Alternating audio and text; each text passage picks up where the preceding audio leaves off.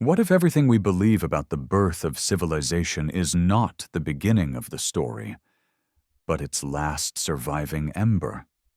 Imagine standing before the great pyramids of Giza, monuments that our textbooks claim were raised by Bronze Age hands, and feeling an unsettling truth stir beneath the surface, as if the stones themselves were whispering a memory older than history, older than Egypt, older than the very climate of our world. These structures do not simply look ancient, they look enduring, as though they were designed to outlive storms that would erase lesser worlds. And when we place them against the violent backdrop of the Younger Dryas, a catastrophic global cooling that nearly extinguished humanity, something begins to shift. The clean, linear timeline we were taught starts to fracture. Beneath it, another possibility emerges, that the pyramids are not the dawn of civilization, but the last surviving signature of one that fell long before the Nile ever knew its first kings. For centuries, scholars have tried to cage these monuments within a neat chronology, yet the weight of their geometry refuses containment. Their alignment with the stars, their impossible precision, their unmoving defiance against time, all of it hints at a legacy built to endure loss on a planetary scale. If a culture had watched the sky darken, the oceans rise, the world convulse under ice and fire, what would they leave behind? Perhaps exactly what we see now, a message in stone, coded for the survivors who would one day rebuild and wonder. Before we dive deeper, ignite that like button and prepare for the revelations to come. Tell me in the comments where you are listening from, what time it is there. And as always with our videos, the visuals are here to add context, but they aren't necessary to follow along. Thank you for always having our back. Prepare yourself, and let's dive in. You stand at the edge of the Giza plateau, in the pre-dawn stillness, long before the tourist buses arrive, long before voices scatter across the sand. The horizon is still a muted band of blue-gray, the kind of color that feels as though it belongs to deep time rather than morning. There is a moment here just before the light climbs, when the pyramids are not landmarks or icons or postcards. They are silhouettes, massive, geometric, immovable shapes rising out of a landscape that seems too small to contain them. Their presence, even in silence, is overwhelming. And in this fragile space between night and day, a question begins pressing against the mind with the weight of stone. How did a civilization standing at the very start of what we call history build something so exact, so immense, so resistant to the decay of millennia? The official answer comes quickly, wrapped in certainty, that these structures are the product of dynastic Egypt, built around 4,500 years ago by kings whose names and reigns can be traced like beads on a priest's necklace. But the moment you stand here, alone with the stone and the rising light, the simplicity of that explanation begins to crumble. The Great Pyramid doesn't feel like the beginning of something. It feels like a culmination. A monument not of ascent, but of survival. As the sun emerges and the first amber glow ignites its eastern face, the Great Pyramid stops being a shadow and becomes a revelation of angles and precision.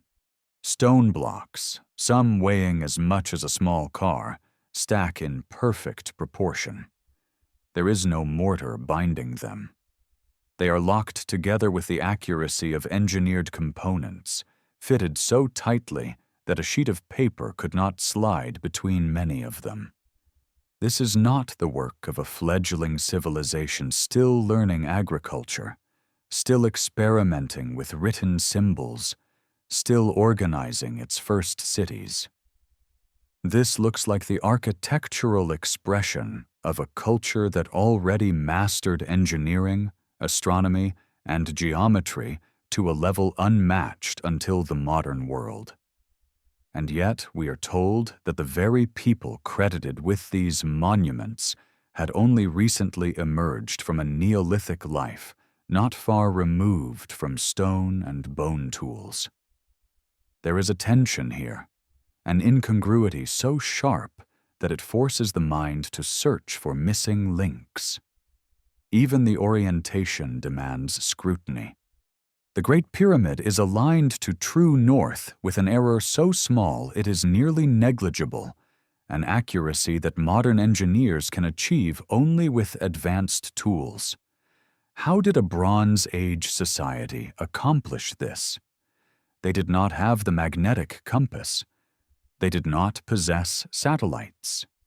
They did not have global positioning systems or optical precision instruments, and yet, somehow, they achieved a cardinal alignment more precise than the alignment of many contemporary buildings constructed with modern machinery. When examined through the lens of conventional history, such achievements require us to imagine that these ancient builders simply leapt forward in capability with no prior foundation.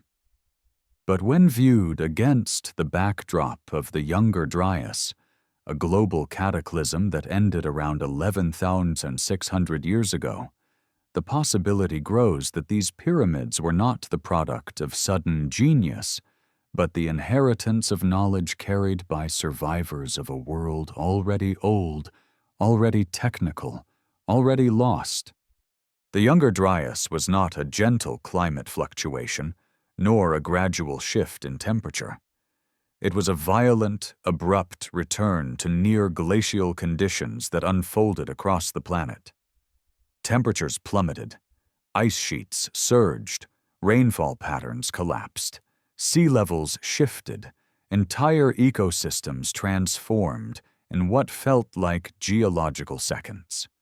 Human populations that had begun forming large settlements and experimenting with agriculture were thrown back into survival mode. Many cultures vanished entirely from the archaeological record, leaving behind only fragments of tools or stray hearths. But the most important detail is this.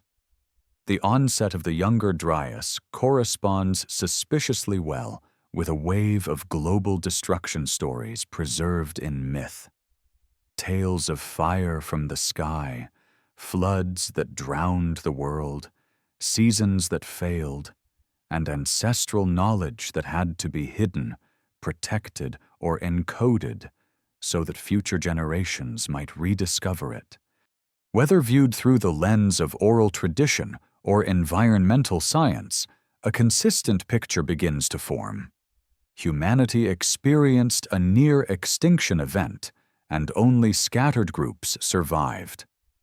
If one of those groups had carried forward the remnants of a once great civilization, its knowledge would not have vanished overnight. It would have echoed. It would have resurfaced. And where better for it to reappear than in the monuments that stand today as the very definition of endurance? Consider the geological setting of the Giza plateau. The limestone bedrock beneath the pyramids contains clues not only about the environment in which they were built, but also about the environment they were designed to withstand.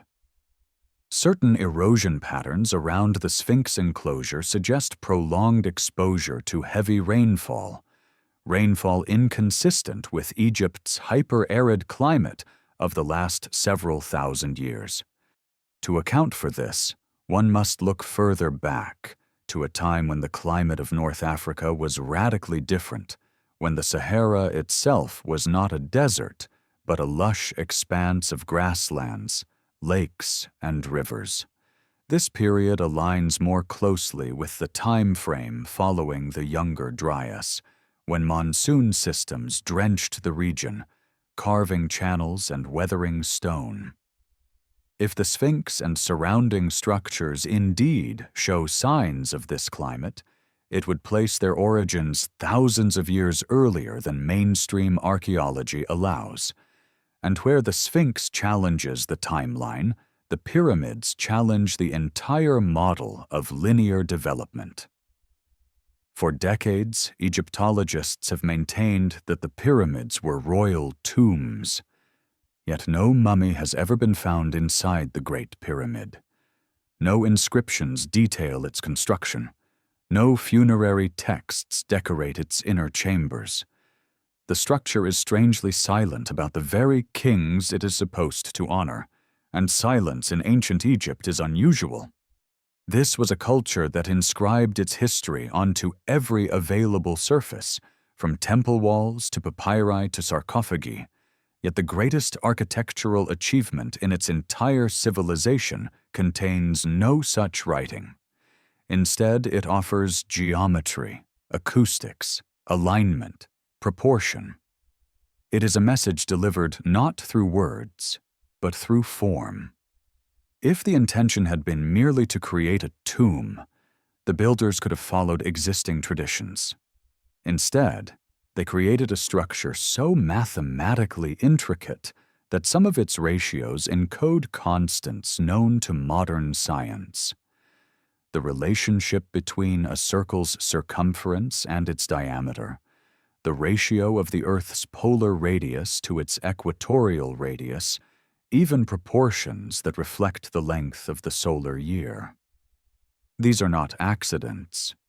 They are either the result of extraordinary coincidence or the remnants of a knowledge system that predates what we call history. And when you examine the interior, the mystery only deepens. The so-called Queen's Chamber is misnamed. It was never designed for a queen. Its architecture is purely functional, not symbolic. The narrow shafts leading from its walls are not decorative. They are angled toward specific stars. Stars associated with rebirth, cosmic cycles, and the passage of time. They appear to form a celestial clock built into stone, a mechanism that once might have tracked something crucial in the sky.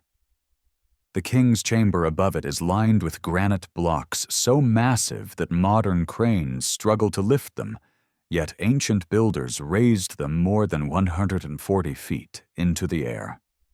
The chamber resonates at particular frequencies. Its dimensions relate to harmonic ratios. Again, these design choices make little sense for a burial chamber, but make profound sense if the purpose was scientific or ceremonial in a way that no longer survives in our cultural memory. Imagine, then, a civilization living through the chaos of the Younger Dryas, a world battered by climate upheaval, meteor impacts, floods, and darkness. Imagine them witnessing the collapse of their cities, the rituals that once aligned with stable seasons failing under shifting skies. If they possessed astronomical knowledge, they would have watched the heavens with desperation, searching for signs of return, signs of stability, signs that the worst had passed. For such a culture, recording cosmic cycles would not have been optional. It would have been a survival strategy. A monument that could withstand ice, wind, and time might have served as a stabilizing reference point, a tool to recalibrate the world after destruction.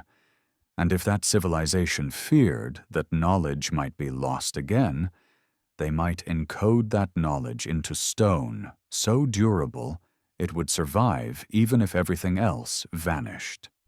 Such a structure would need to be geometrically perfect, astronomically aligned, and built from materials that could resist the elements for thousands upon thousands of years.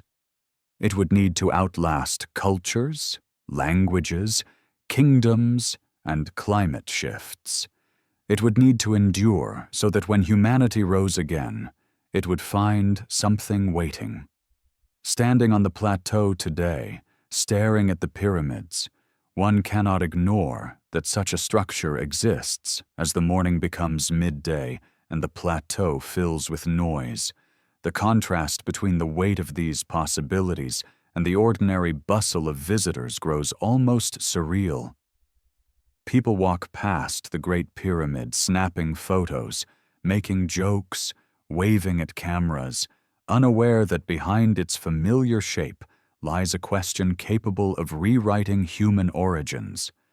Guides recite polished narratives about Pharaoh Khufu, about labor forces numbering in the tens of thousands, about ingenious ramps and sleds. The narrative has the comforting rhythm of certainty, but in the shadow of the pyramid itself, that certainty feels thin. The stones are too large, the precision too sharp, the orientation too perfect, the silence too deliberate. The structure feels like a survivor, not a descendant, a remnant of something older. Even the surrounding landscape holds secrets. The plateau is dotted with quarries whose tool marks suggest that some blocks were shaped using techniques not replicated in the rest of dynastic Egypt. Some stones from the Menkaure pyramid show evidence of once having been encased in a highly polished granite skin, a feat of craftsmanship more advanced than the finishing techniques used in later temples and monuments. It is as though knowledge peaked at Giza and then declined. Civilizations typically improve over time, refining their architectural systems and overcoming earlier limitations. But Egypt seems to move in reverse. The earliest monuments are the most precise, the most imposing, the most technically baffling. Later pyramids crumble, their stones set with less accuracy, their forms collapsing under their own weight. This inversion, where the oldest are the most advanced and the youngest are the most fragile, echoes not a culture learning step by step, but a culture inheriting fragments of lost mastery. The more one examines these anomalies, the more the traditional narrative begins to feel like an attempt to compress a winding, broken, chaotic past into a straight, comforting line. But the earth does not record human history in straight lines. It records it in layers, in ash deposits, in glacial scars, in ancient riverbeds buried under deserts. And when scientists look at these records, they find the fingerprints of catastrophe. Around 12,800 years ago, something struck the planet, perhaps a series of fragments from a disintegrating comet. Evidence of this can be found in blackened layers of carbon-rich soil across multiple continents, in nanodiamonds formed under extreme heat, in sudden die-offs of megafauna, in the collapse of Clovis culture in North America, in meltwater pulses that raised sea levels and rewrote coastlines. If humans at that time possessed knowledge of the stars, of cycles, of engineering, their world would have been shattered. They would have been scattered, broken, forced to rebuild. And in rebuilding, they might have chosen to preserve what mattered most in a form that would not erode. They might have built memory into stone.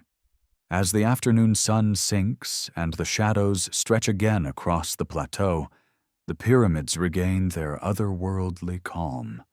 The noise of the day fades.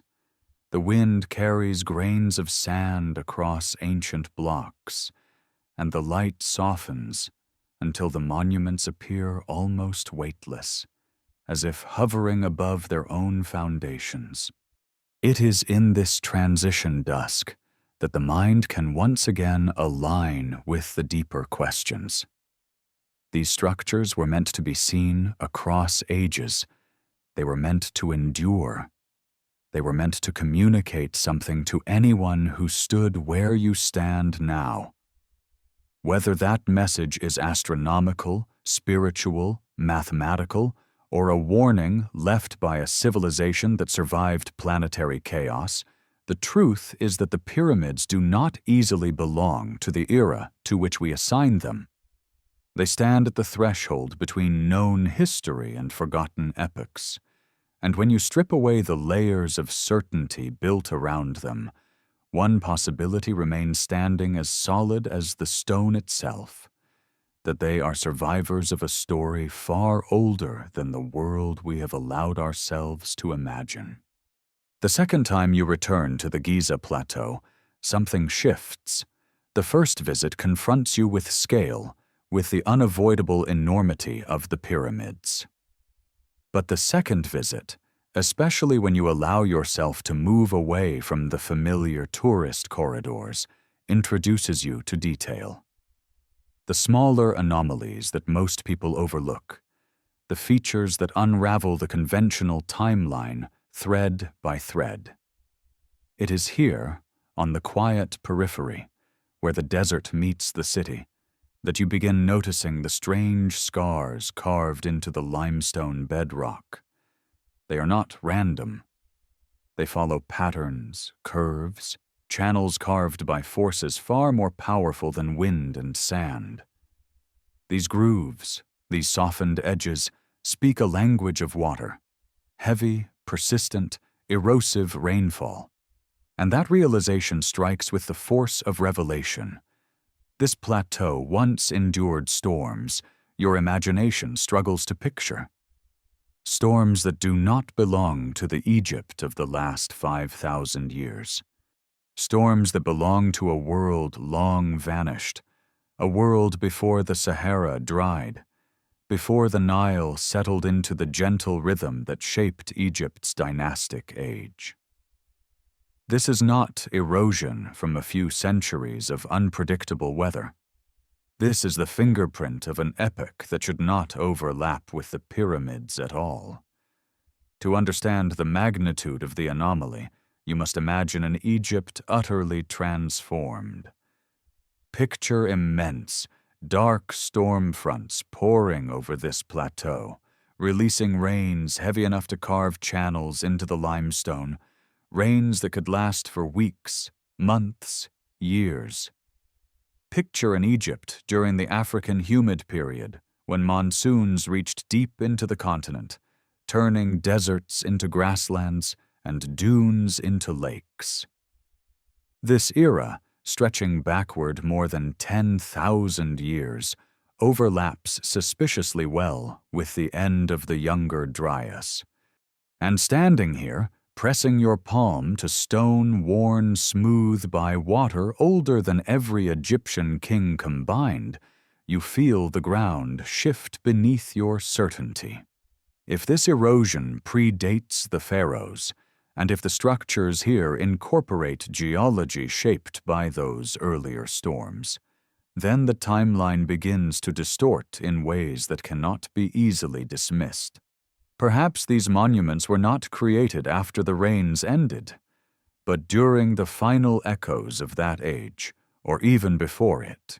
Your gaze drifts toward the Great Pyramid again, but now it feels different. Its geometry no longer seems merely impressive. It seems intentional in a way that transcends dynastic ambition. The base of the pyramid is built on bedrock that was already ancient when Khufu was born. The builders shaped this bedrock into a perfect foundation platform, leveling it to astonishing smoothness. This choice, using the living body of the earth as the base, was not a necessity. They could have built on sand, like so many later constructions. Instead, they anchored the structure into the plateau, merging architecture and geology as if the builders wanted it to endure not for a reign or a dynasty, but for cycles measured in thousands of years. Yet the most intriguing detail lies not in what is visible, but in what once covered the pyramid. The casing stones. These highly polished limestone slabs, nearly white in color, once reflected sunlight so intensely that ancient writers described the Great Pyramid as glowing like a second sun. The precision of the casing stones defies belief.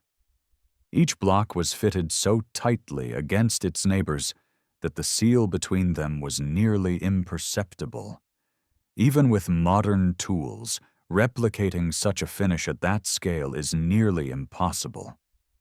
Today, only a few casing stones remain in place near the apex of the Pyramid of Khafra, whispering the perfection that once covered the entire structure. When you look at those surviving stones close up, with their razor-sharp corners and glass-smooth faces, you understand something crucial. The pyramids were not built to look weathered and rugged. They were built to be immaculate, radiant, almost celestial. If the builders intended the pyramids to survive a cataclysm, the casing stones would have served as a protective skin, reflecting heat, resisting erosion, shedding rainfall. It is as though the pyramids were armored. And when you consider the violence of the Younger Dryas, with its meteor fragments and sudden climate shifts, the idea of armoring a monument becomes less a matter of aesthetics and more a matter of survival strategy. What culture, living through planetary trauma, would not try to preserve its most essential knowledge in a form that could withstand anything Earth might unleash again? This line of thought leads you deeper into the heart of the debate. What was the purpose of the pyramids? Traditional narratives insist they were tombs, and that insistence is repeated so often it begins to feel foundational. But when you stand inside the Great Pyramid's grand gallery, the air still and cool around you, you quickly realize that nothing about this place resembles a tomb. The steep, ascending corridor is lined with precisely angled blocks that interlock in a way that distributes weight flawlessly. There is no iconography here, no depictions of gods, no funerary inscriptions, no record of any royal burial ceremony. Instead, the space is a geometric marvel, a corridor that seems to channel movement upward toward something significant. The high corbelled ceiling makes your voice echo in strange ways, as though your words are being read by the stone itself. When you reach the king's chamber, you confront an even deeper mystery. The chamber is constructed entirely of granite, stone that had to be transported over 500 miles from Aswan. Each block weighs tens of tons. The chamber's exacting proportions and its alignment with the cardinal directions make the idea of a simple burial chamber feel almost childish. This room is engineered. You can feel it. The stone absorbs sound in a way that suggests the space was meant to resonate, to vibrate, to respond to frequency. Modern acoustic studies show that the chamber produces specific harmonic tones, tones that align with the natural frequency of the earth itself. A tomb does not need to resonate. A scientific instrument might. Above the chamber lie 5 relieving chambers, designed to offset the monumental weight pressing down from above. But even these chambers carry mysteries. Strange scorch-like marks appear on some of the granite beams, as though the stone was exposed to intense heat. Some researchers have proposed that these marks could be the result of ancient technological processes used to lift, position, or stabilize the granite. Others suggest they might be remnants of an event that occurred after construction. A fire, a burst of stored pressure, or something else entirely. Whatever caused them, they are not decorative. They hint at processes no ancient construction manual can explain. The shafts leading out of the chamber point toward specific stars, most notably Orion's belt and Sirius. These stars were associated with cycles of death and rebirth, with the turning of cosmic ages. The orientation suggests a clock, a cosmic calendar encoded into architecture. It implies that the builders understood celestial mechanics to an extent far beyond what a Bronze Age culture should have known. Yet the evidence is there, unmoving, imprinted in stone. If the pyramid is a clock, it might also be a message.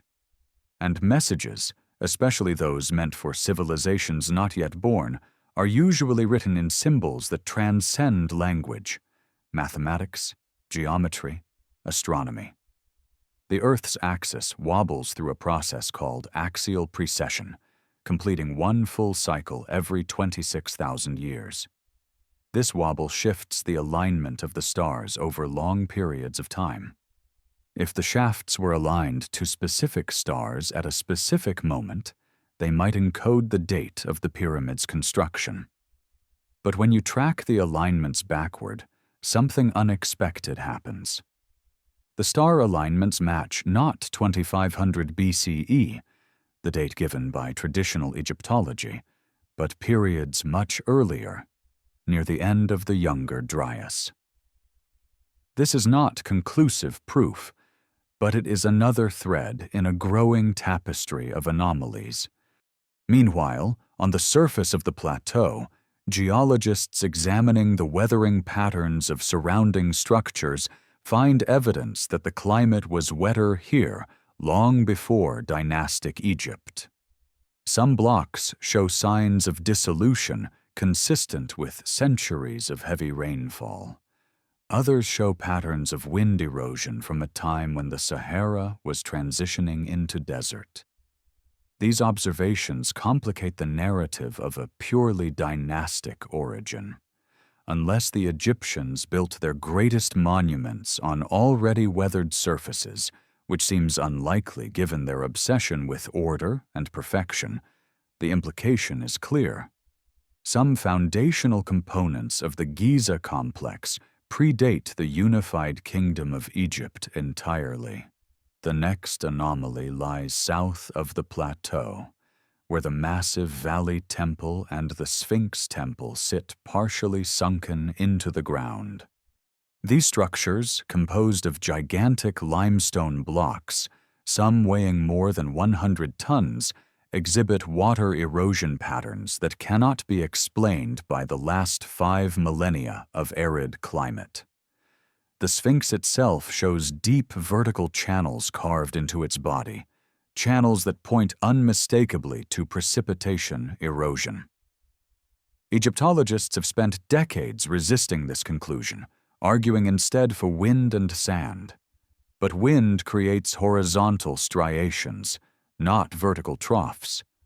Rainwater flows downward, carving the patterns we see today. This leads some researchers to propose that the Sphinx is far older than Pharaoh Khafre, the king typically credited with commissioning it. The head of the Sphinx shows unmistakable signs of recarving, suggesting the original head was larger and eroded significantly before being reshaped into a dynastic pharaoh. If true, the Sphinx could represent an artifact inherited from a forgotten culture, adopted, modified, and repurposed by later Egyptians who perhaps did not understand its origins. Throughout the ancient world, similar anomalies appear. Göbekli Tepe, thousands of miles to the north in modern-day Turkey, predates agriculture yet displays megalithic stonework of stunning complexity. Pillars carved with animals, geometric symbols, and celestial motifs. The site dates to around the end of the Younger Dryas, proving that humans at that time were capable of organizing labor forces, mastering stonework, and tracking celestial cycles. If a culture at Göbekli Tepe could achieve such sophistication, why could another group, perhaps near the Nile, not have gone even further? One of the most striking patterns across ancient civilizations is the sudden emergence of advanced knowledge with no gradual buildup. In Egypt, writing appears near fully formed. Agriculture, monumental architecture, and priestly astronomy flourish almost simultaneously. It is as though Egypt awoke not into slow development, but into memory. Memory of something older, something carried by survivors who had lived through the darkness and destruction of the Younger Dryas. This memory would not have survived in complete form. It would have been fragmented, distorted by trauma, preserved only in rituals, symbols, and myths. Yet fragments of a lost world could inspire achievements that seem impossibly advanced for their time. Even ancient Egyptian texts hint at this. King lists speak of the Zep Tepi, the first time, a golden age when gods walked the earth and knowledge descended from the heavens. Mainstream scholars interpret these as myth, but myths often encode truth. Memories of a time when a more advanced culture existed, a culture later remembered as divine because its knowledge far exceeded that of the societies that followed. If the pyramids were constructed, or even designed, during or near that earlier age, the entire narrative of human history shifts dramatically. We cease to be the apex of a steady climb and become instead rediscoverers rising atop the ruins of a world long collapsed. The desert begins to cool as evening approaches. Shadows lengthen, stretching across the plateau like fingers reaching backward through time. Standing between the pyramids, you feel small, not from their height, but from the weight of possibility pressing in from every side. If the pyramids were built with inherited knowledge, then you are standing in the epicenter of humanity's forgotten chapter. The stones surrounding you are not merely relics of kings. They are artifacts from a civilization that endured global catastrophe, perhaps one that prepared for it, survived it, and left a message encoded in enduring geometry. The question that now rises is not only who built the pyramids, but what were they trying to tell us? If the monuments encode astronomical cycles, climate changes, or warnings about celestial events, then the pyramids may not be memorials of the past, but instructions for the future.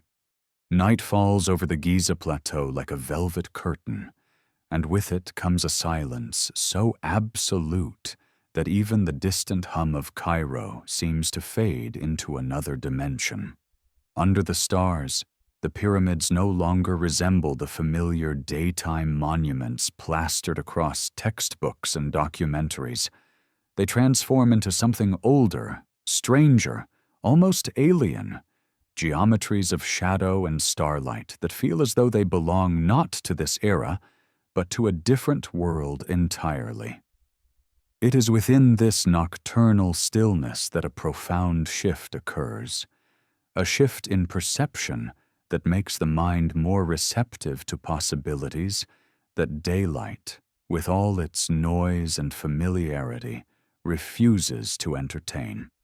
And when the wind moves across the plateau, barely lifting the grit of the desert floor, it is almost possible to imagine voices carried in that breeze, whispers from a time before the Sahara was sand, before the Nile carved its meandering path, before humanity lost whatever knowledge once allowed people to shape stone with a mastery that still mocks us. The stars above Giza form a celestial map, a pattern mirrored in the layout of the pyramids themselves. This correlation, often attributed to chance or ceremonial symbolism, becomes far more compelling when viewed through the lens of precessional astronomy. As Earth wobbles on its axis over a 26,000-year cycle, the position of the stars changes gradually within the night sky.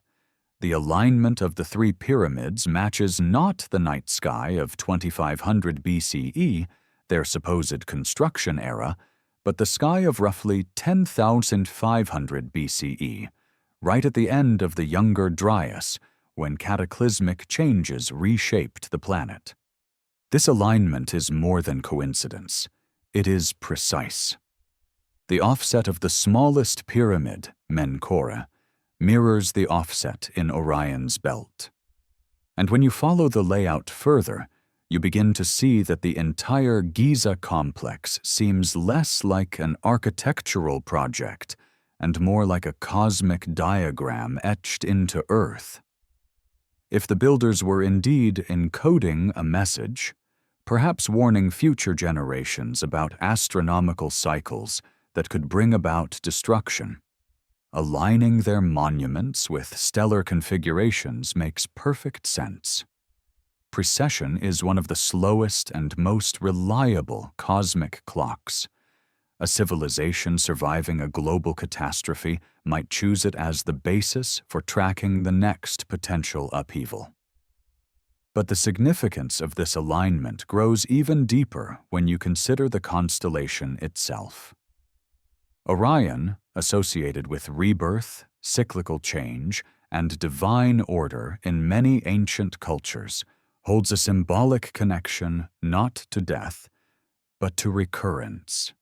If ancient survivors wished to communicate the idea of repeating cosmic catastrophes, Orion would be the perfect beacon.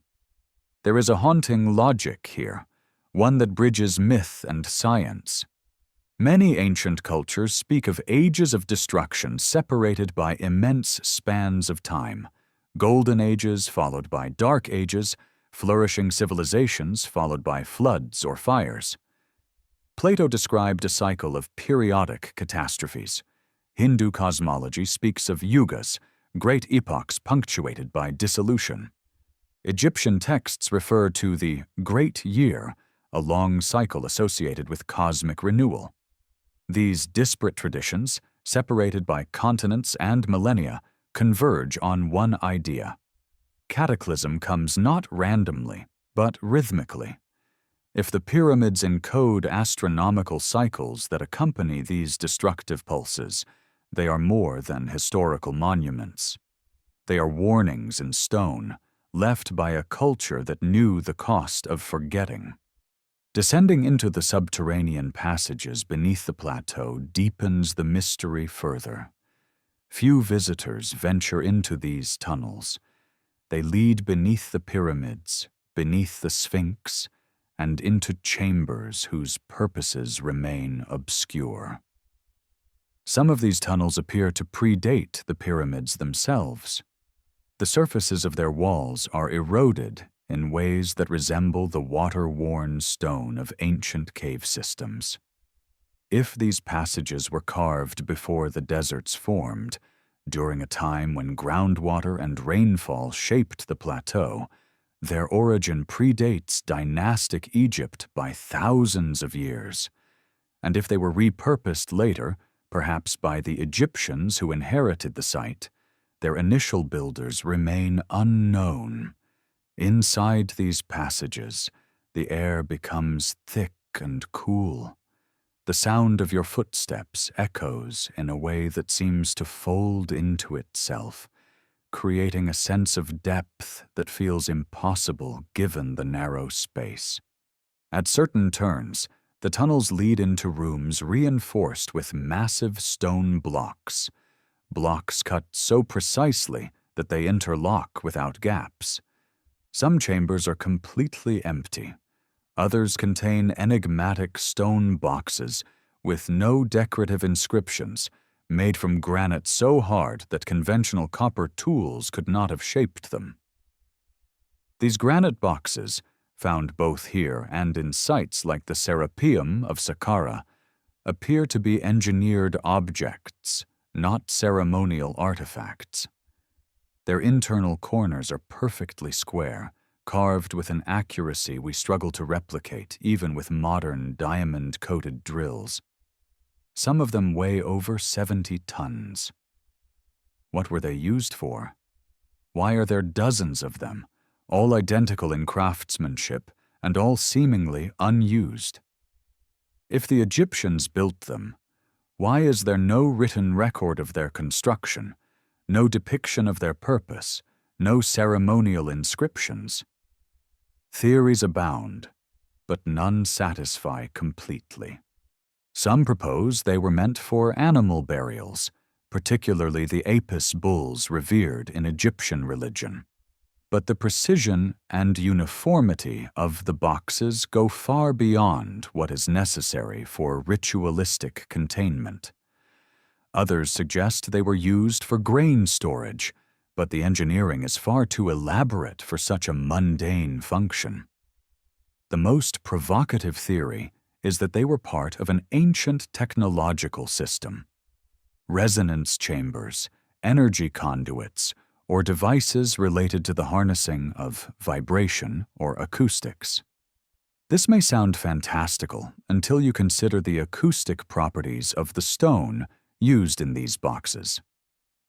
Granite contains quartz crystals that can resonate when struck or exposed to specific frequencies. If an ancient civilization understood harmonic resonance, even in a primitive, experiential way, they might have used these materials intentionally. The Great Pyramid itself is filled with acoustic features. The Grand Gallery behaves like a resonant cavity. The King's Chamber vibrates at specific frequencies. The shafts are shaped in ways that amplify sound. These are not coincidences. They suggest a purposeful engagement with harmonic structures. If the pyramid is an instrument, an architectural tuning fork, its purpose might have involved energy, sound, or even the stabilization of large structures during cataclysmic events. In a world rocked by earthquakes, floods, and climatic upheaval, creating structures that could withstand vibration would be invaluable. Yet the precision goes beyond structural necessity. It hints at a deeper knowledge that the ancient Egyptians either inherited or rediscovered imperfectly. Moving across the plateau towards the Sphinx at night reveals another layer of complexity. The Sphinx, illuminated by moonlight, appears far older than its official date. The body, worn smooth and rounded, contrasts sharply with the head, which remains crisp and angular. This suggests recarving, perhaps multiple times. The head is disproportionately small compared to the body, a mismatch that has puzzled researchers for centuries. If the original head represented something else, a lion, possibly, aligned with the constellation Leo, then the recarving likely occurred long after the original sculpture had already suffered significant erosion. And that would place the body of the Sphinx squarely within a wetter, pre-desert climate. Beneath the Sphinx are chambers and tunnels that have yet to be fully explored. Some have been scanned with ground-penetrating radar, revealing cavities and corridors. Official excavations move slowly, constrained by bureaucracy and the understandable desire to protect fragile structures. But the existence of these chambers suggests that the Giza plateau may be hiding an entire subterranean complex.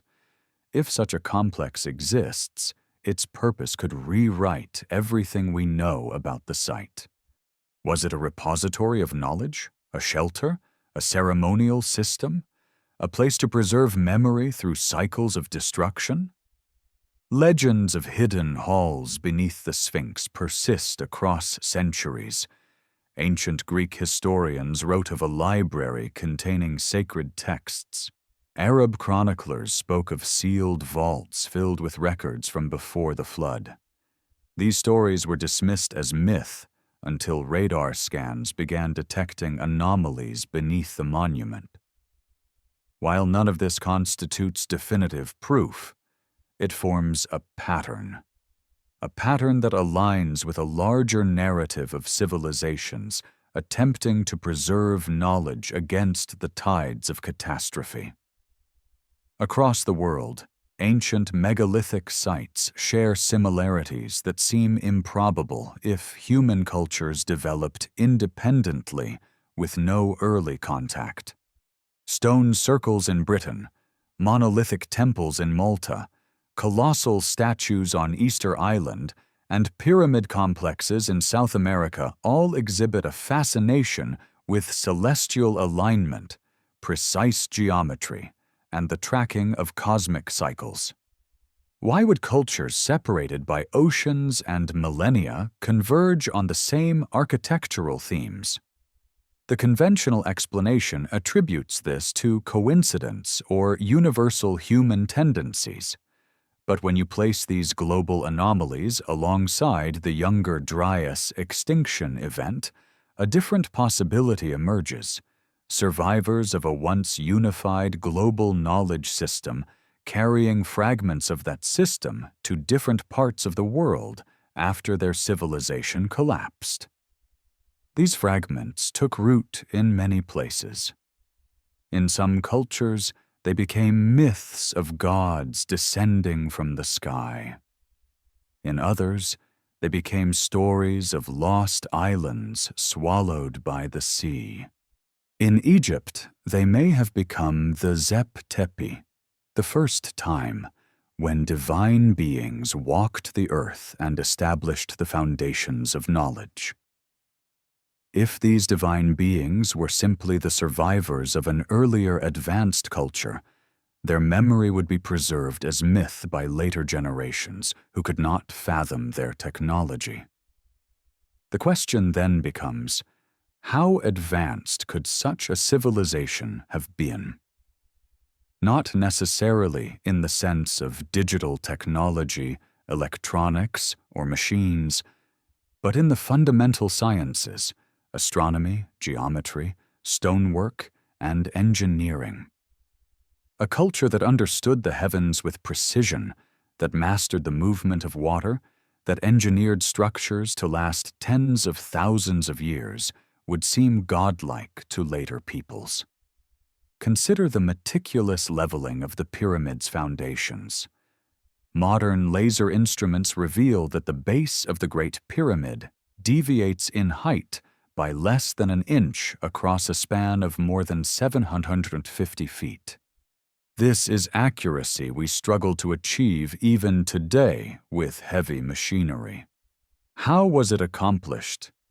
Copper tools and stone hammers cannot explain such perfection, nor can wood sledges or simple rope alignments. Something more sophisticated must have been employed, either lost techniques or technologies we have not yet rediscovered. Even the transportation of stone blocks remains an unsolved puzzle. The quarries associated with the pyramids contain blocks weighing up to 70 tons. The granite blocks used in the king's chamber weigh as much as 80 tons each and came from Aswan, hundreds of miles away. How were these transported? How were they lifted? How were they set into place with millimeter accuracy? Theories involving sledges and lubrication help explain smaller blocks, but not the largest ones. The Egyptians left extensive records of their daily lives, yet not a single inscription describes the construction of the Great Pyramid. This silence is deafening. If the pyramids were inherited structures, or constructed with inherited knowledge, the absence of construction records makes perfect sense. Later, Egyptians may have understood their significance without knowing how to replicate them. They could maintain and recarve the structures, but the original methods might have been lost. This pattern appears elsewhere in Egypt. The Osirian at Abydos, often overlooked, features megalithic stonework unlike anything from the dynastic period. Its blocks are enormous, its construction subterranean, its style more reminiscent of the Giza structures than the surrounding temples. Egyptologists assign it to Situ simply because his temple lies above it. But stylistically, architecturally, Geologically, it feels much older, another remnant of a forgotten epoch. And then there is the matter of technological amnesia. Civilizations can lose knowledge faster than they gain it. After the fall of the Roman Empire, Europe lost technologies such as concrete formulation, heated floors, and large-scale engineering. If such losses can occur in a connected world, imagine what could be lost in a global cataclysm. Stone survives where metal and writing decay. The most durable artifacts of a civilization are not its tools or its texts, but its monuments. If a culture knew this, knew they were facing an extinction-level event, they would build their legacy in the only material guaranteed to survive the ages. That brings us back to why the pyramids endure. Their shape is inherently resistant to collapse. Their mass anchors them against earthquakes. Their alignment reflects celestial cycles. Their casing stones once protected them from erosion. Their geometry encodes mathematical constants. Their chambers resonate with harmonic frequencies. Every feature seems designed not for ritual, but for permanence. As the night deepens and the desert grows colder, the pyramids stand immutable. They do not answer questions, they provoke them. They do not reveal their secrets, they guard them. And yet, in their silence, they invite the listener to imagine a world before recorded history, a world of rising seas, falling stars, trembling ground, and cultures fighting to preserve what they could. One truth becomes increasingly difficult to ignore. The pyramids feel less like the beginning of civilization and more like the last testament of one that nearly vanished. Dawn breaks slowly over the plateau, warming the cold stones that spent the night absorbing the chill of the desert air. As the first light spills across the pyramids, illuminating each corner and plane with a soft gold, something remarkable becomes clear. These structures do not passively receive sunlight, they interact with it. They were built to catch the sunrise, to signal it, to mark it, to frame it. The Great Pyramid especially seems to awaken, not metaphorically, but architecturally. The shadows along its edges sharpen with mathematical precision. The geometry resolves itself into a kind of living diagram of light and shadow. This alone suggests intention.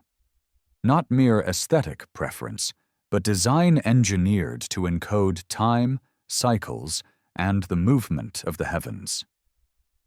The precision becomes even more evident as you study the pyramid's relationship to equinoxes, solstices, and the shifting position of the rising and setting sun throughout the year. The structure's sides align almost perfectly with the cardinal directions, north, south, east, west, an achievement so exact that even modern surveyors marvel at it. The builders seem to have understood not only geography, but astronomy, on a scale we typically associate with cultures that had telescopes or advanced instruments.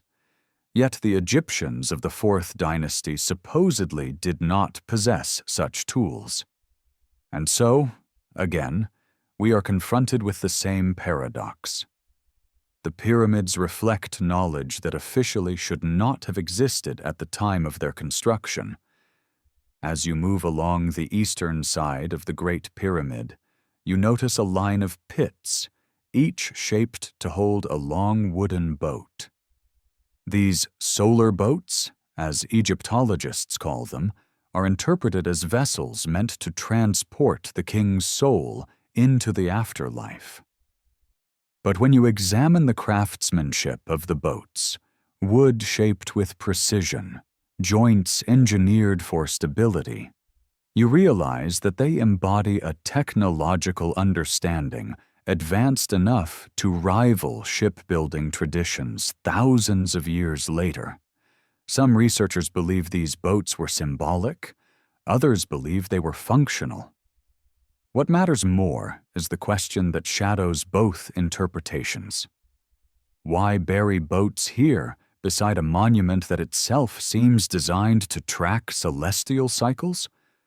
What connection did the builders perceive between boats, stars, and the geometry of this place? Ancient Egyptian cosmology speaks of the sun god traveling across the sky in a celestial boat, descending into the underworld each night and rising again at dawn. This mythological language may not be literal, but it suggests a culture steeped in cosmic symbolism.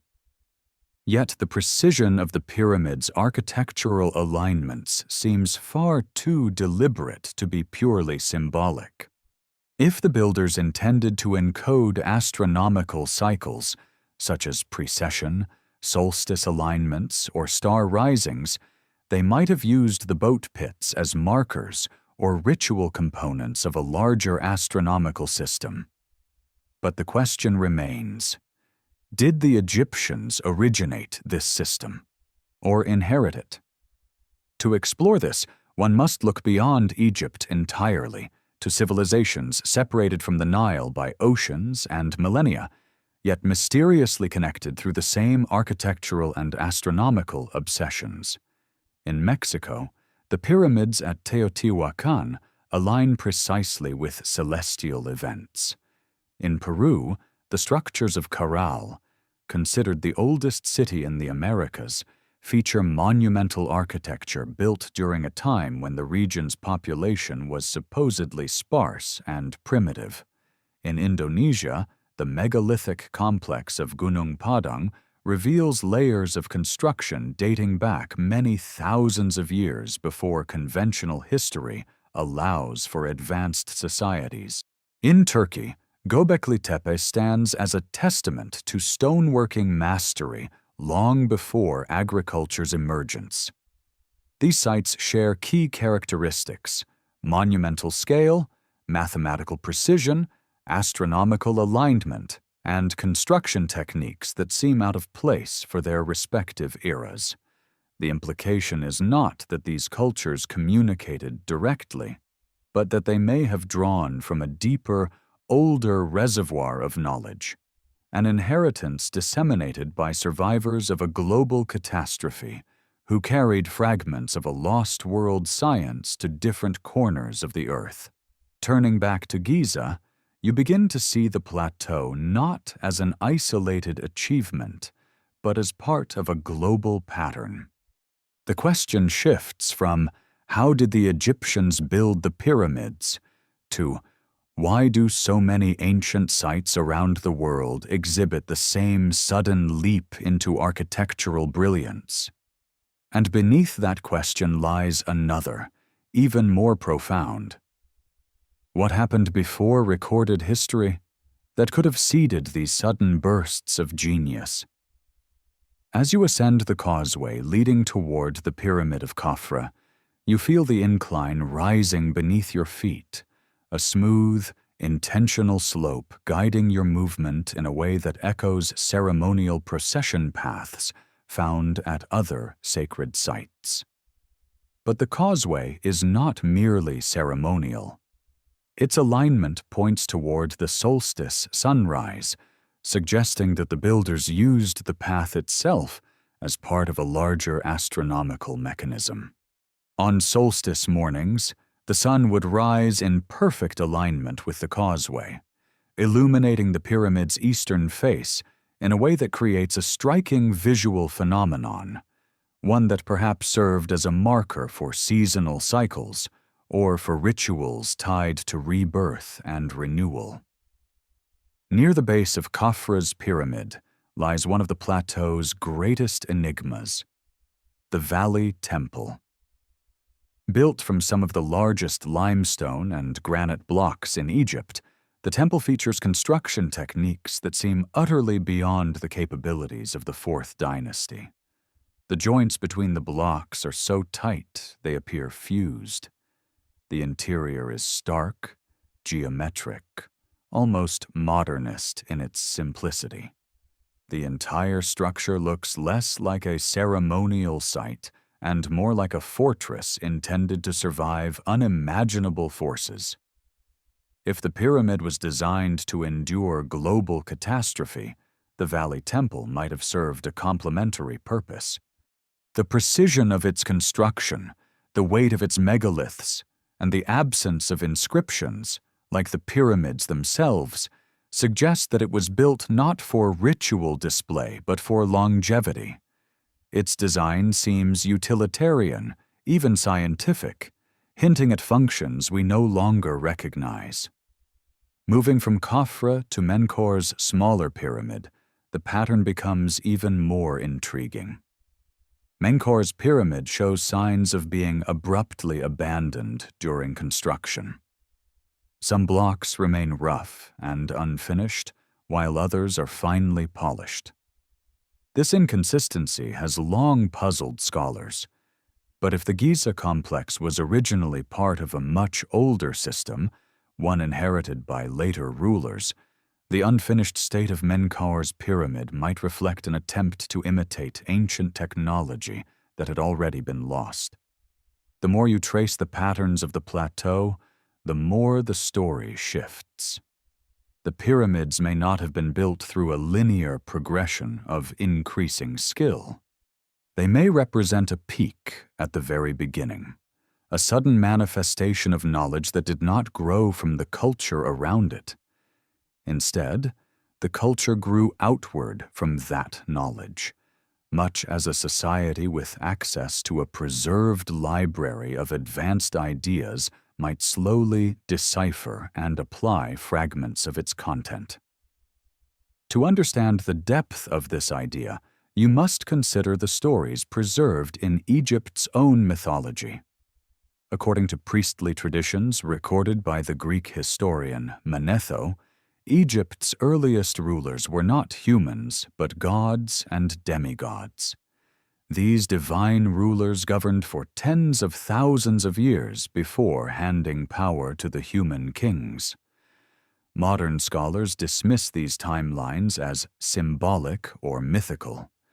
But what if these incredibly long reigns represent the memory of a civilization that existed for tens of thousands of years before its collapse? What if the gods were simply members of a culture so advanced that later descendants mythologized their achievements? Myths, after all, are distorted histories, reflections of truth refracted through time. Standing atop a rise near the back of the plateau, you gain a vantage point that reveals the layout in its entirety. The three pyramids, the Sphinx, the temples, the causeways, they form a coherent system. Not random monuments, but components of a single integrated design. Their positions form alignments that correspond with celestial patterns. Their dimensions encode mathematical relationships. Their materials suggest engineering intentions far beyond the needs of ceremonial burial. Even the placement of the Sphinx in relation to the pyramids reflects astronomical precision. Facing due east, the Sphinx watches the sunrise at equinox. But something remarkable happens around 10,500 BCE. The sun rises not only in alignment with the Sphinx, but in the constellation Leo, matching the body of the Sphinx itself. This alignment does not occur in 2500 BCE, the official age of the monument. It occurs only at the end of the Younger Dryas, a period marked by global upheaval. This could be coincidence, or it could be a signature, a timestamp encoded in stone. Beneath your feet, the ground hums faintly.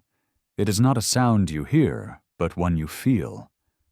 The weight of the pyramids interacts with the bedrock in subtle ways. Some researchers believe the structures were designed to channel vibrational energy through the earth itself. The idea sounds speculative, even fanciful, yet it aligns with an observable pattern. Many ancient megalithic sites around the world were built atop geological fault lines or areas of significant electromagnetic activity. Stonehenge sits on a major fault. Machu Picchu lies atop a ridge crisscrossed by natural energy pathways. The Nazca lines intersect with geoglyphic corridors that follow hidden geological patterns. Perhaps ancient builders were attuned to natural energy flows in ways we have forgotten. Perhaps they understood that certain stones, like granite, rich in quartz, responded to vibration. The king's chamber inside the Great Pyramid is constructed entirely of granite. Its harmonic frequency aligns with Earth's natural vibration. This may not be accidental. If you wished to build a monument that could communicate across generations, across ages, you would use the most stable carrier possible, the Earth itself. And suddenly the plateau feels less like a static archaeological site and more like a vast, ancient instrument, one designed to measure, to record, to stabilize, to communicate. As the sun climbs higher, the heat intensifies, washing the plateau in shimmering mirages. Tourists trickle in, unaware of the deeper possibilities hidden beneath their feet. They see the pyramids as relics.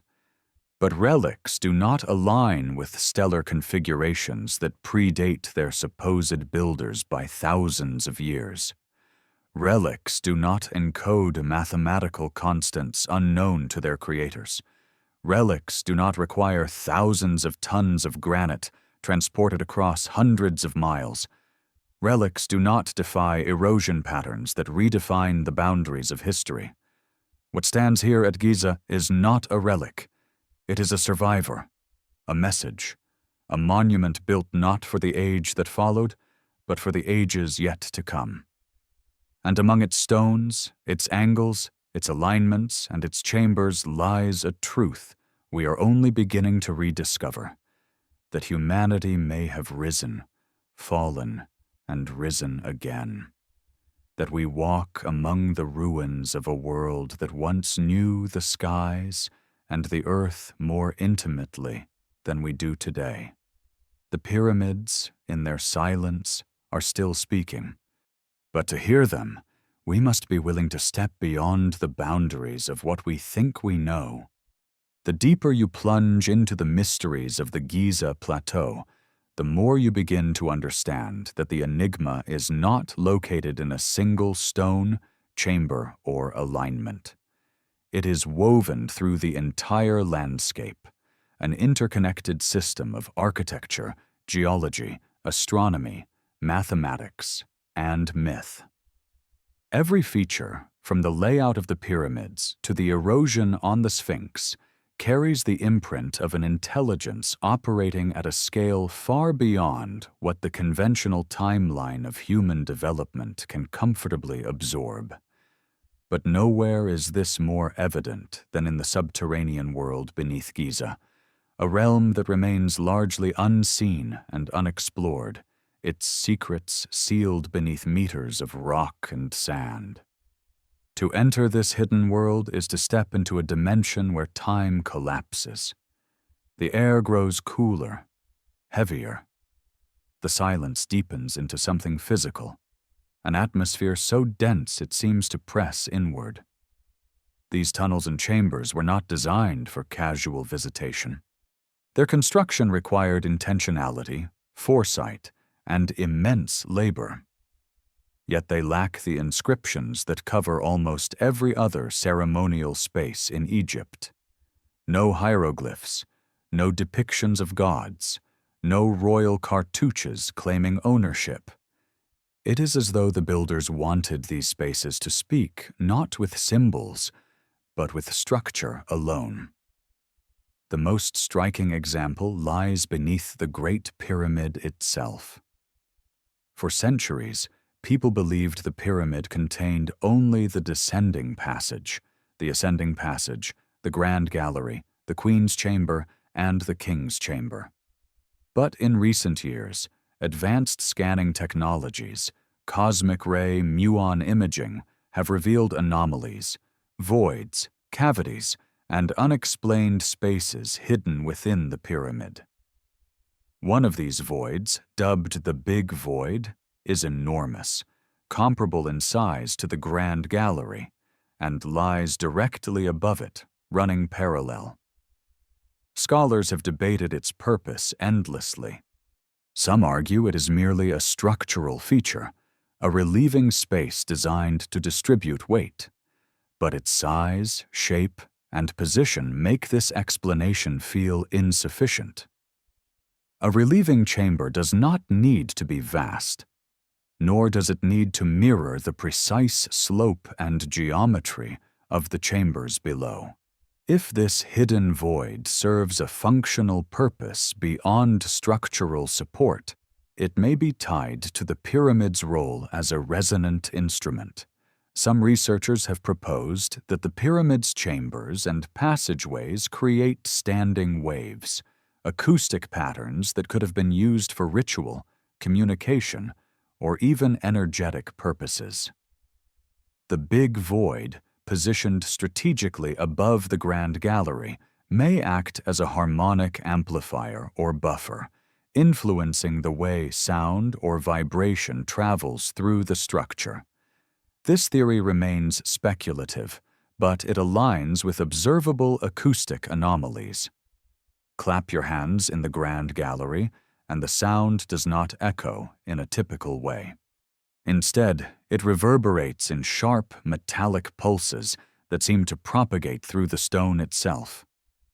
Yet this acoustic sophistication pales in comparison to the engineering acumen displayed in the subterranean chamber beneath the pyramid. Known as the unfinished chamber, this rough-hewn space stretches downward into the bedrock. Egyptologists claim it was abandoned during construction, but this explanation feels like a convenient placeholder. The chamber's descending passage follows a perfectly straight line, carved at a consistent angle over 90 meters. Creating such a passageway would have required precise tools, advanced surveying methods, and an understanding of geometry more sophisticated than what is attributed to early dynastic builders. Moreover, the chamber contains a series of niches and channels that appear to have served specific purposes, possibly related to fluid movement, resonance, or pressure regulation. Some theorists propose that the unfinished chamber may have been part of an early construction phase, one inherited by Khufu's builders. Others speculate that it was a functional component of a larger system, perhaps related to water flow. Evidence supporting this second idea comes from geological studies showing that the water table beneath the plateau fluctuated significantly in antiquity. At certain points in history, the chamber may have been partially flooded, transforming the pyramid into a kind of hydraulic resonator. This is not as implausible as it sounds. Ancient cultures, from the Nabateans to the Maya, mastered hydraulic engineering in ways that continue to impress modern engineers.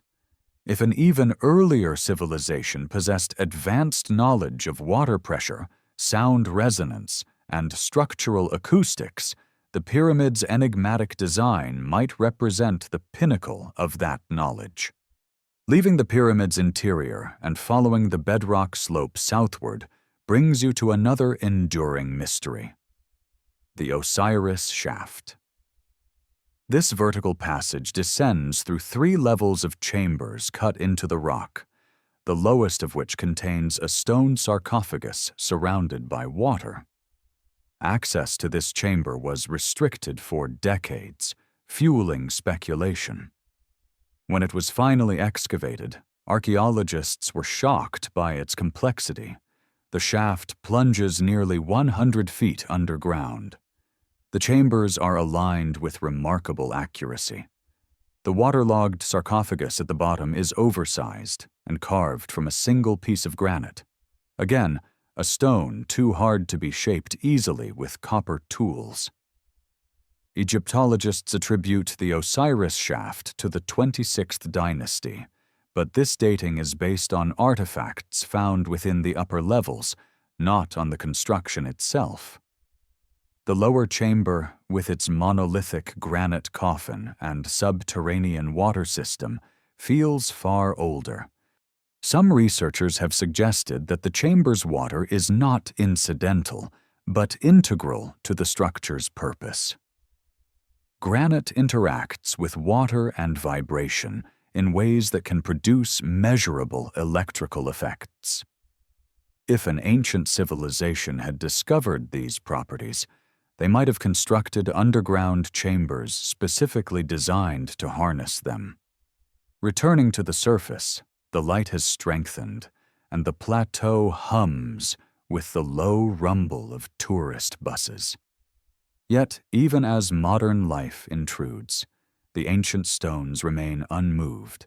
Their secrets persist. And as your eyes drift from the Osiris shaft back to the pyramids, a pattern begins to crystallize, a pattern of architectural intent that transcends culture and time. The pyramid's geometry reflects mathematical constants that govern the natural world. The ratio of the Great Pyramid's base to its height approximates 2:8. The perimeter divided by twice the height suggests IQ itself. The slope angle encodes the golden ratio. These values are not merely aesthetic flourishes.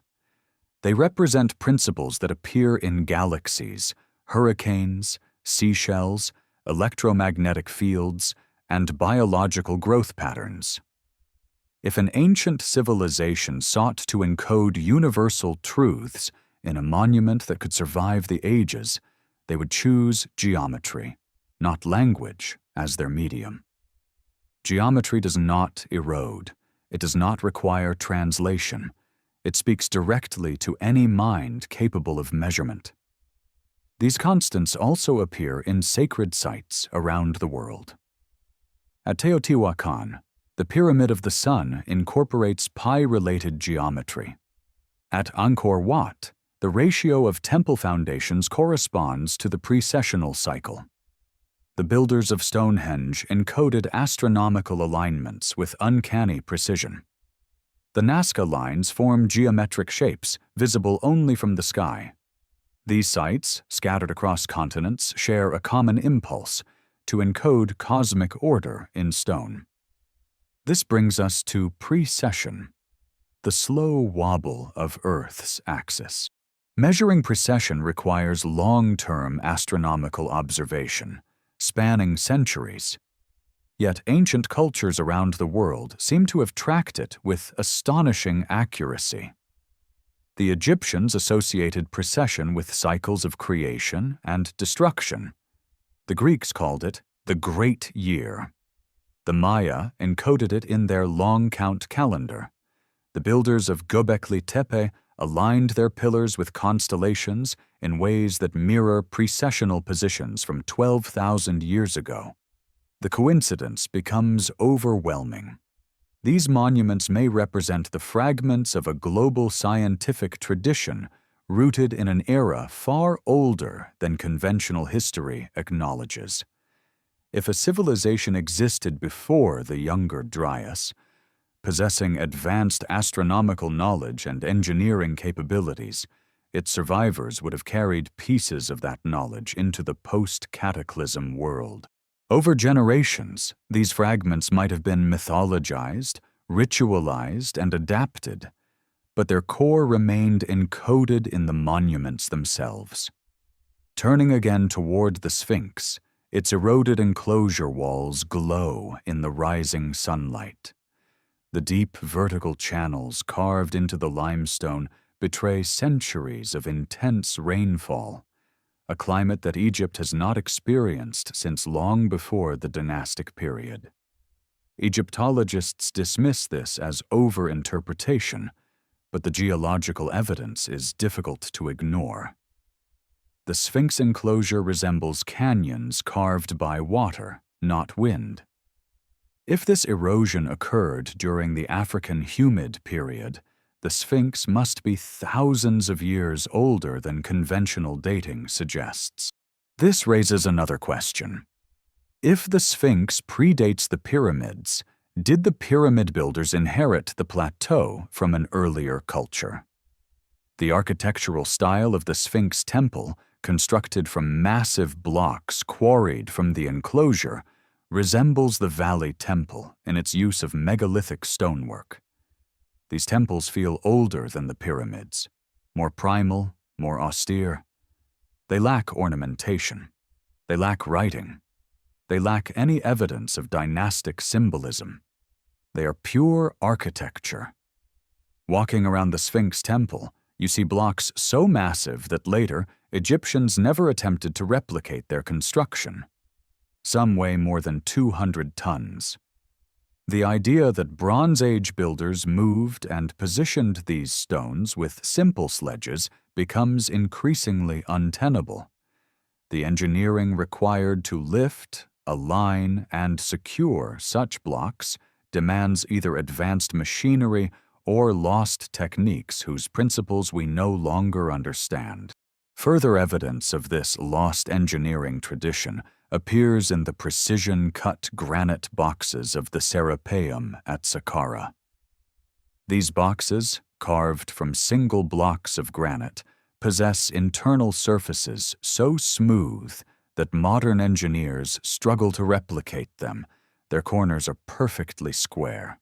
Their lids, weighing dozens of tons, fit so tightly that no gap is visible. Copper tools cannot produce such precision, nor can stone hammers. The builders used methods we cannot explain. When you place all these anomalies into a single frame, a global pattern of megalithic sophistication, astronomical alignment, mathematical encoding, and inexplicable engineering, the conclusion becomes increasingly difficult to dismiss. Humanity may have inherited the remnants of a civilization that thrived before the Younger Dryas. That civilization may have understood Earth's cycles, celestial rhythms, and the fragility of its own existence. And when cataclysm struck, they preserved what knowledge they could, in myths, in symbols, in architecture built to withstand the end of an age. As the sun climbs higher, and the plateau fills with life, you take one last look across the vast landscape. Everything here tells a story, but it is not the story we have been taught. It is older, deeper, more complex, and it invites us to consider a possibility that changes everything, that the pyramids are not monuments to the beginning of civilization, but the final echoes of one that fell, and left behind a message for those who would rise after. As afternoon heat spreads across the Giza plateau, the stones radiate warmth like the embers of a dying fire, alive, glowing, ancient. The desert's stillness amplifies every sound, the grinding of distant footsteps, the wind dragging grains of sand, the soft calls of hawks circling above. And as you sit on a weathered outcrop of limestone, something becomes clear that daylight often conceals. These monuments were not built in isolation. Their mystery is not confined to the pyramid's internal chambers or the Sphinx's enigmatic gaze. Their true significance lies in the way they interact with Earth itself, as though they are part of a larger system, one that spans continents, oceans, and epochs. To understand this system, you must expand the frame far beyond Egypt. You must consider the possibility that Giza was only one node in a global network of ancient sites, each built with intentionality, precision, and astronomical insight.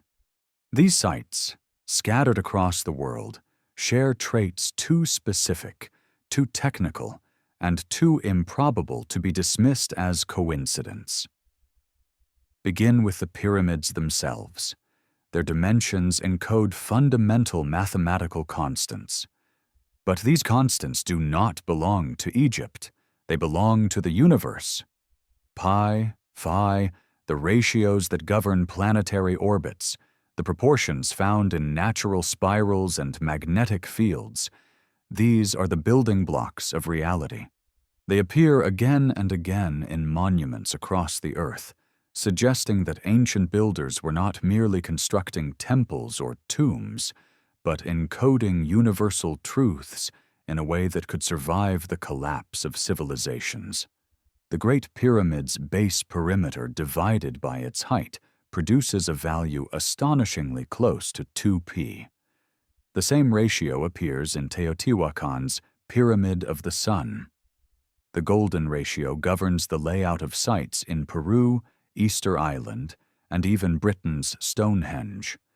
At Angkor Wat, the distances between temple towers correspond to the precessional cycle of Earth, 25,120 years.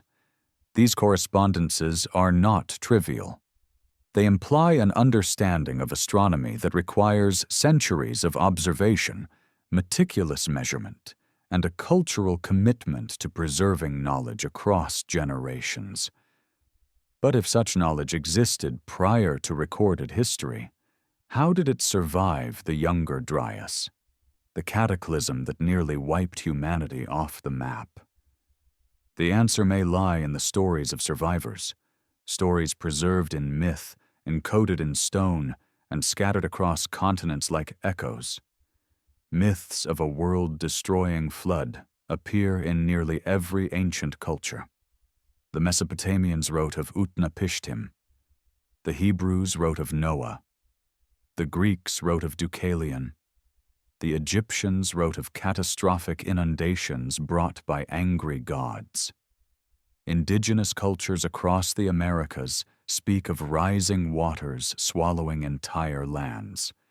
Southeast Asian mythologies describe kingdoms lost beneath the waves.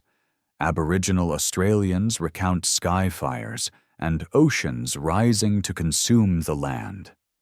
These are not isolated tales. They are the memories of trauma, preserved in storytelling across tens of thousands of years. And when you study the geological record, you find evidence that supports these narratives: meltwater pulses, mega floods, sudden sea level rise, meteor impacts, and atmospheric upheaval during the Younger Dryas. These events were global. They obliterated coastlines. They reshaped landscapes. They forced survivors into highlands, caves, and scattered islands. Is it so impossible that some survivors carried fragments of scientific knowledge from an earlier age? If even a handful of people retained astronomical insight or engineering techniques, they might have seeded the creation of monuments in the generations that followed. The pyramids at Giza, then, would represent not the beginning of civilization, but the last chapter of one story, and the first chapter of another. Returning to the plateau, you walk along the western edge, where the desert meets the city. The contrast between ancient immensity and modern chaos is jarring. Yet in this transition zone lies an often overlooked feature: the alignment of the pyramids with Earth's geophysical properties. The Giza Plateau sits at a point where the curvature of the planet transitions subtly. Some researchers argue that this location was chosen deliberately, not for its proximity to the Nile, but for its relationship to Earth's energy grid, what some traditions refer to as ley lines, though the scientific term would relate to fault lines and electromagnetic pathways. Many ancient sites sit along these energetic intersections. Machu Picchu lies at a confluence of geomagnetic anomalies. The Nazca lines align with underground aquifers. Stonehenge sits atop a major geologic fault. Angkor Wat aligns with gravitational anomalies detected by satellite imaging.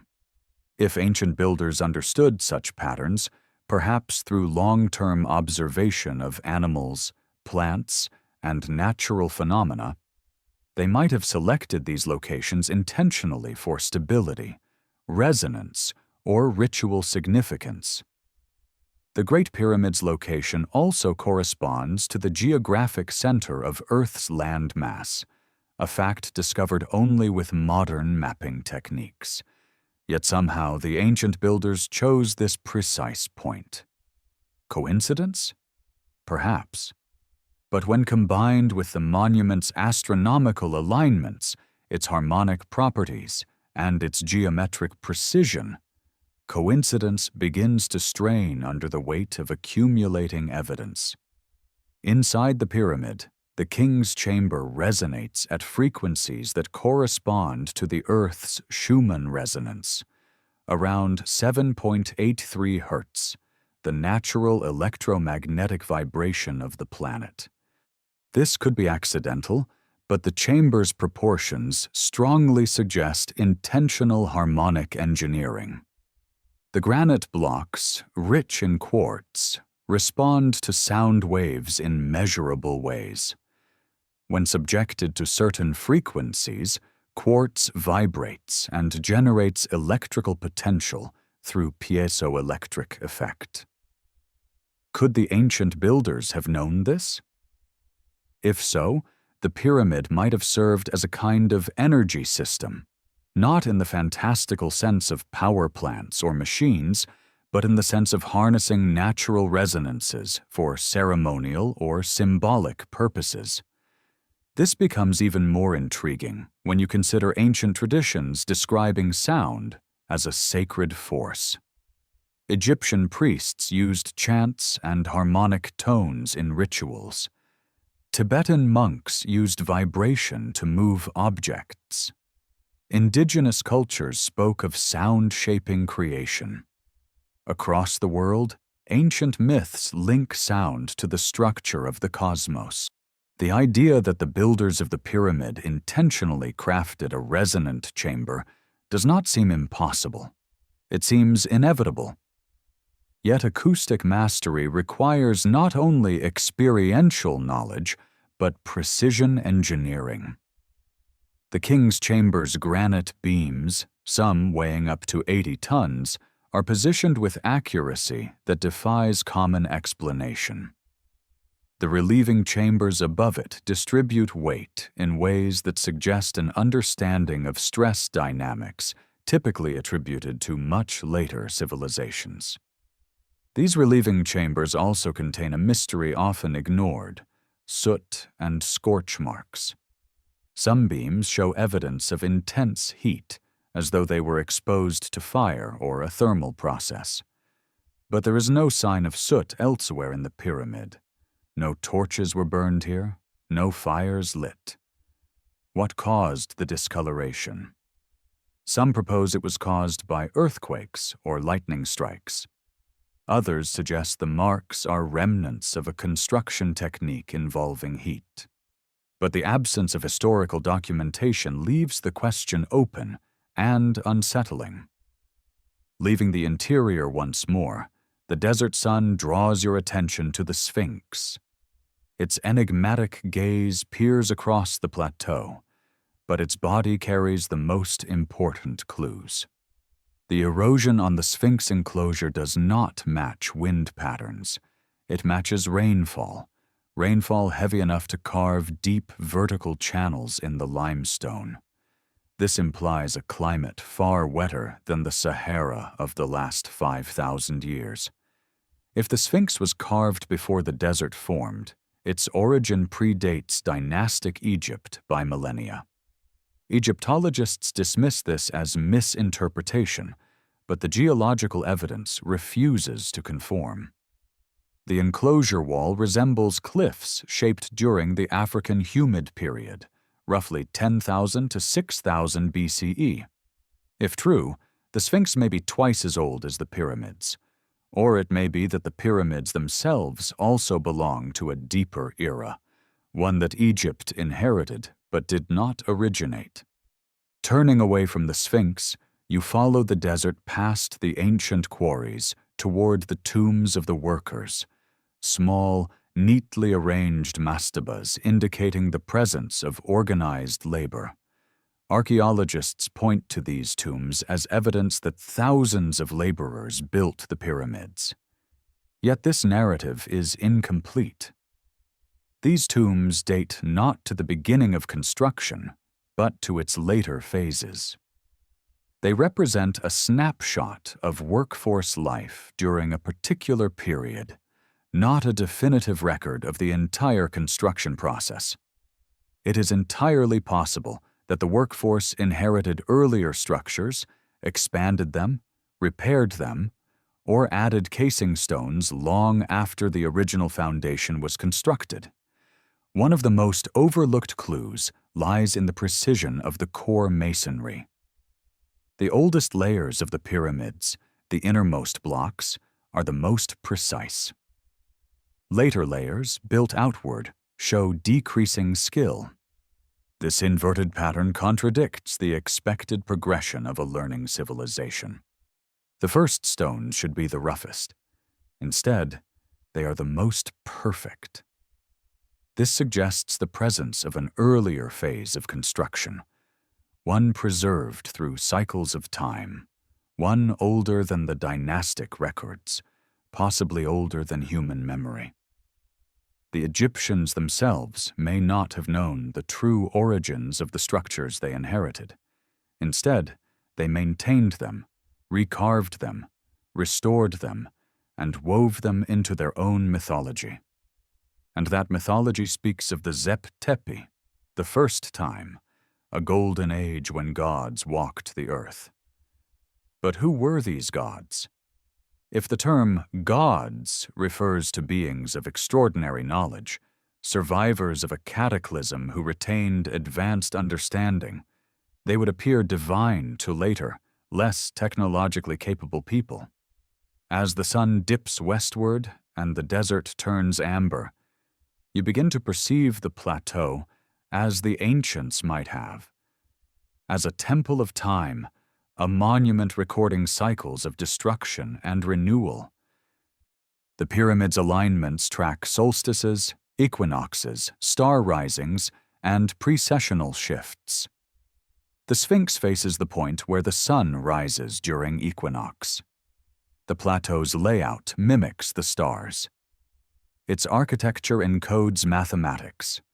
Its stones resonate with Earth's natural frequencies. This is not random. This is not primitive. This is memory, architectural memory, encoded by a civilization that refused to let its knowledge die. But why? Why go to such extraordinary lengths to preserve this knowledge? Perhaps because they knew what we are only beginning to rediscover, that cataclysms are cyclical, that cosmic cycles bring destruction at intervals measured in millennia, that humanity, fragile and forgetful, rises and falls like tides, that only stone endures. As twilight settles and the pyramids fade into silhouette, you realize the truth that has been building over hours, days, years, lifetimes.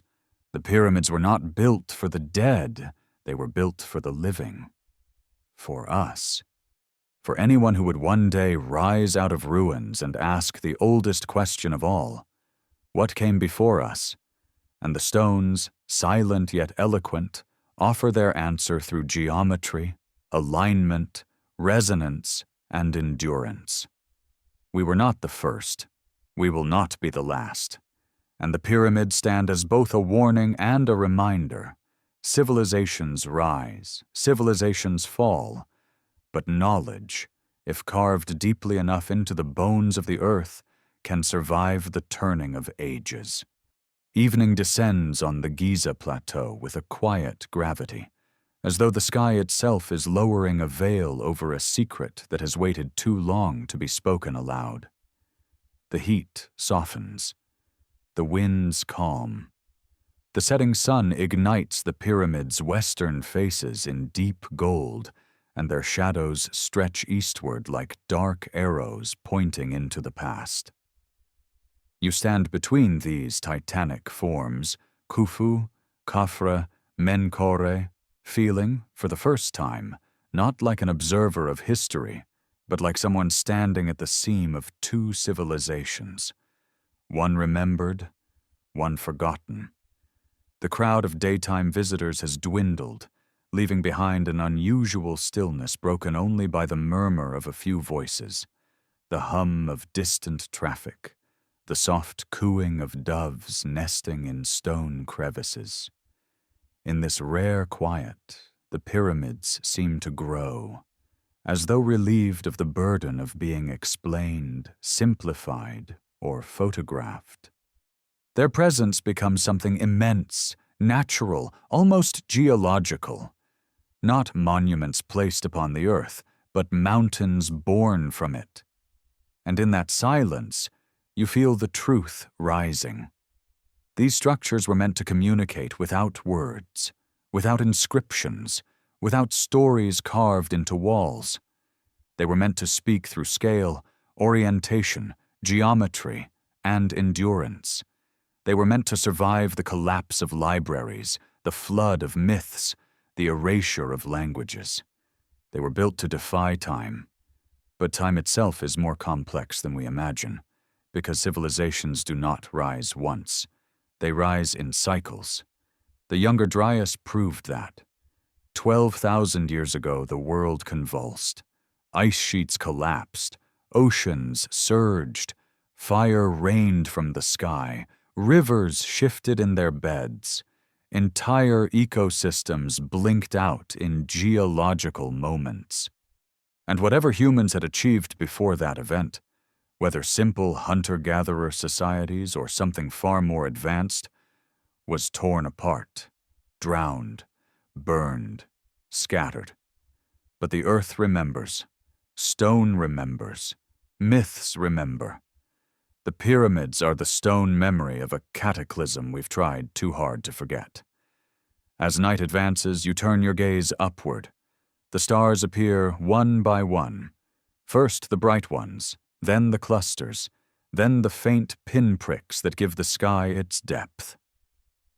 Orion rises in the east, its belt angled precisely like the layout of the pyramids. Beneath these stars, the desert feels ancient in a way that defies human timescales. It feels like a witness.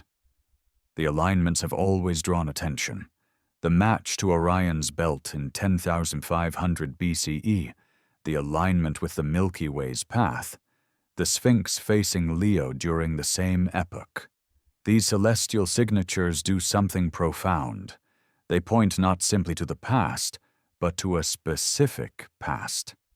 A past rooted in the end of the Younger Dryas, a moment when survivors of global catastrophe would have emerged into a world reborn, carrying remnants of knowledge that must have seemed like relics from a dream. Imagine surviving such an event. Imagine watching the sky darken, the oceans rise, the world drown.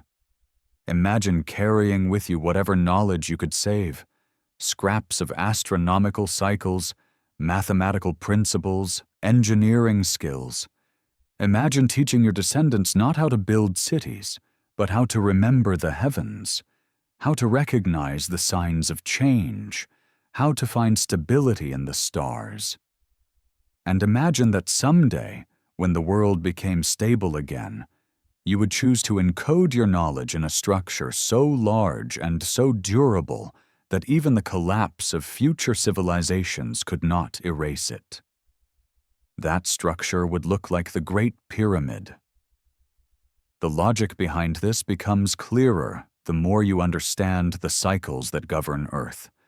Axial precession, the slow wobble of Earth's axis, changes the stars' positions over a 26,000-year cycle.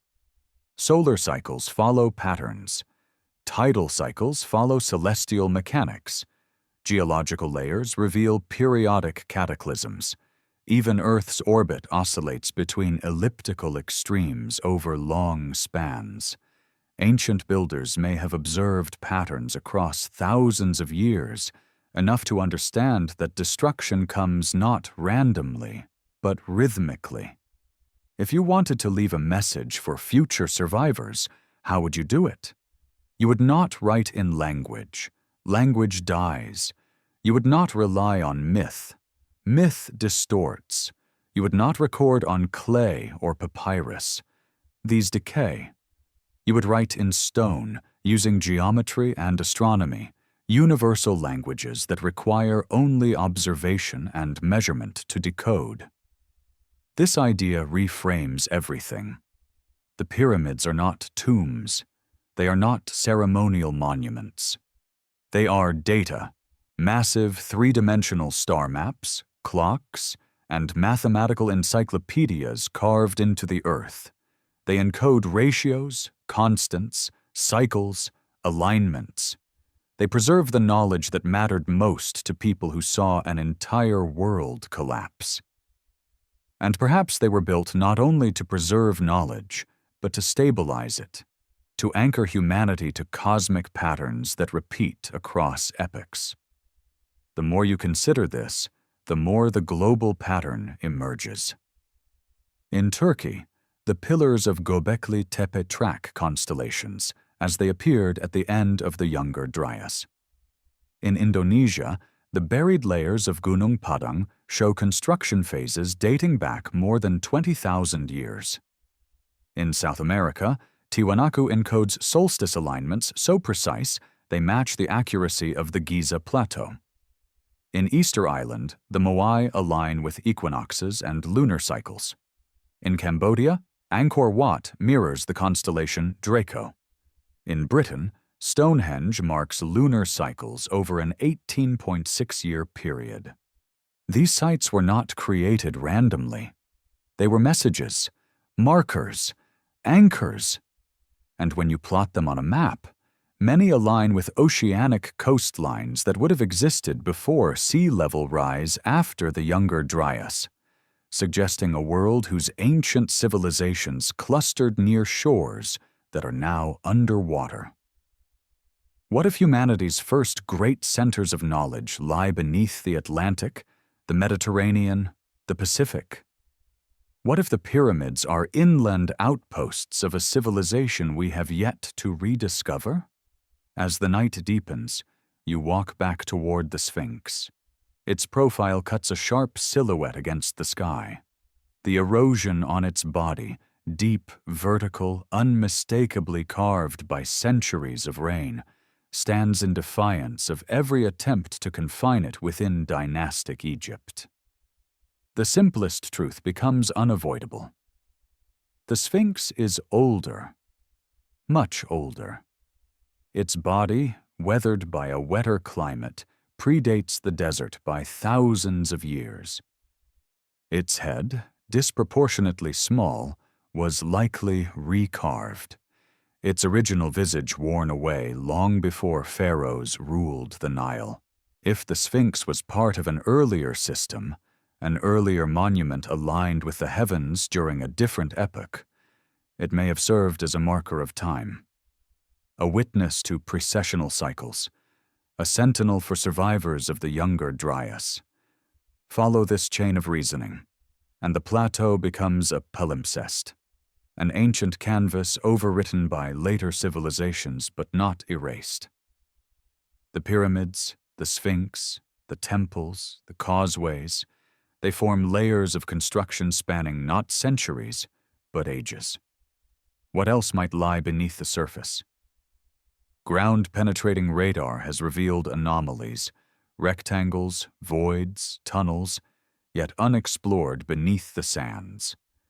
There are chambers beneath the Sphinx, cavities beneath the pyramids, walled enclosures buried under shifting dunes. Some claim to have found entrances sealed since antiquity. Others believe vast chamber systems exist deep within the bedrock, dating to a time when rising waters from the Younger Dryas forced early builders to retreat underground. You pause at the foot of the Sphinx. Its face is illuminated by artificial lights now, casting unnatural shadows that reveal every contour. Yet even in its damaged form, the monument carries an expression of stoic endurance. You begin to understand why ancient cultures ascribed divinity to stone, not because gods lived in it, but because endurance itself is divine. Because anything that survives the wrath of oceans, the hammer of storms, the dissolution of civilizations, deserves reverence. Giza radiates that kind of reverence. It was not built for a king. It was built for continuity. The message becomes clearer as you consider the possibility that the pyramids were designed to outlast cycles of destruction. Their shape is resistant to earthquakes. Their foundations anchor into bedrock. Their casing stones, when intact, could have shed water like a protective skin. Their geometry makes them stable against wind, erosion, and even tectonic shifts. If you were a civilization that had just survived planetary catastrophe, and you knew it could happen again, you would build exactly this, a record in stone, a monument that endures, a reminder for future ages. But what message were they trying to send? Perhaps it is encoded in the proportions, perhaps in the alignments, perhaps in the chambers, perhaps in the relationship between earth and sky. Most likely, it is encoded in all of these. The Great Pyramid's dimensions correspond to the shape of Earth, the length of the year, the curvature of the planet, and the ratios found in fundamental physics. The Sphinx marks the shifting ages. The temple complexes form geometric relationships that echo celestial cycles. Combined, they form a cosmic blueprint, a warning that the universe operates on repeating cycles, and that humanity must understand these cycles to survive. As the stars glow brighter, you sense the weight of that warning. The Younger Dryas was not the first catastrophe. It will not be the last. Every culture remembers this in myth. A flood that ended the world, a fire from the sky, a long night, a rebirth. The pyramids stand as the surviving testimony of one such rebirth. And now, with our satellites, telescopes, and geological surveys, we are beginning to rediscover what the ancients already knew, that cosmic events, asteroids, solar cycles, cometary debris streams, pose existential threats on timescales far longer than human history, but consistent with geological epochs. The ancients may have left instructions, not in words, but in monuments designed to survive. Instructions to watch the skies, to measure time in precessional cycles, to understand that destruction is not random, to prepare.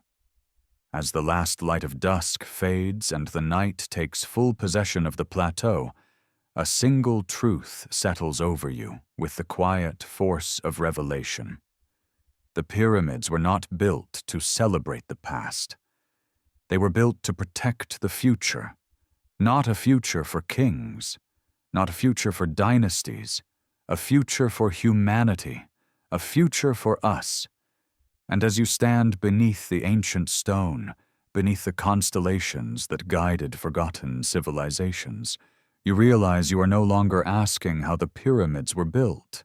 You are asking why we stopped listening,